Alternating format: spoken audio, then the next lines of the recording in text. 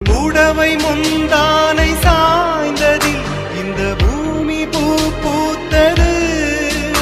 இது கம்பன் பாடாத சிந்தனை, உங்கள் காதோடு யார் சொன்னது?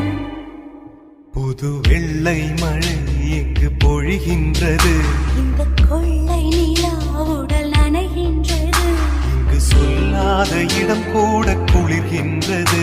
மனம்